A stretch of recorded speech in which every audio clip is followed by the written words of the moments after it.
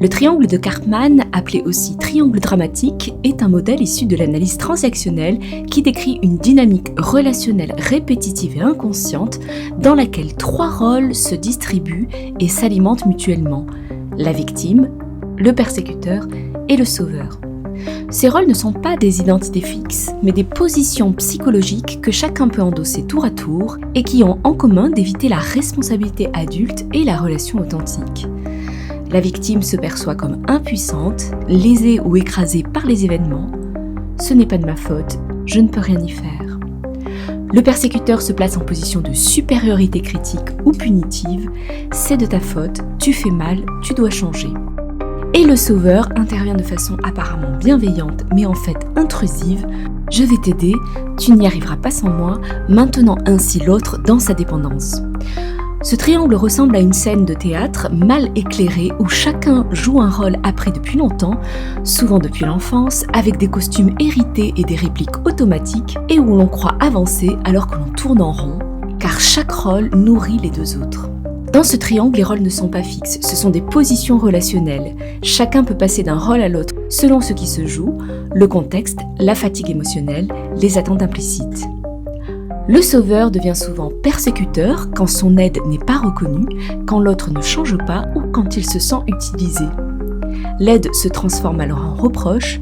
Avec tout ce que j'ai fait pour toi, ce basculement vient du fait que le sauveur n'a pas respecté ses propres limites et a confondu aide et contrôle. La victime peut devenir persécuteur lorsqu'elle accumule frustration, impuissance ou injustice ressentie. Elle peut alors attaquer, critiquer ou culpabiliser l'autre, souvent au nom de sa souffrance. Après tout ce que j'ai subi, j'ai le droit. Le persécuteur peut devenir victime dès qu'il est confronté à une résistance, un refus ou une remise en question. Il peut alors se sentir incompris, rejeté ou attaqué à son tour. Ce qui est central dans le triangle, ce n'est donc pas qui devient quoi, mais le fait que chaque rôle contient en germe les 2 autres.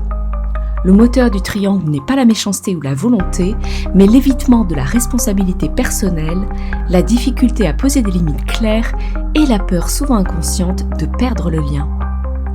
Le cycle recommence, créant fatigue, ressentiment et incompréhension. Ce qui caractérise profondément le triangle Karpman, c'est donc l'absence de véritable choix conscient, la confusion entre aide et contrôle, entre responsabilité et culpabilité, et la focalisation sur l'autre plutôt que sur ses propres besoins, limites et pouvoirs d'action. En sortir ne consiste pas à mieux jouer son rôle, mais à quitter la scène, c'est-à-dire à passer d'une logique dramatique à une posture adulte, souvent appelée triangle gagnant ou triangle de la responsabilité, où la victime devient une personne consciente de ses besoins et de ses ressources, elle reconnaît sa vulnérabilité sans s'y enfermer, le persécuteur se transforme en personne assertive, capable de poser des limites sans attaquer, et le sauveur devient un soutien juste, qui propose sans imposer et respecte l'autonomie de l'autre. Concrètement, sortir du triangle commence par un arrêt intérieur, un moment où l'on observe ce qui se joue. Quel rôle suis-je en train de prendre ?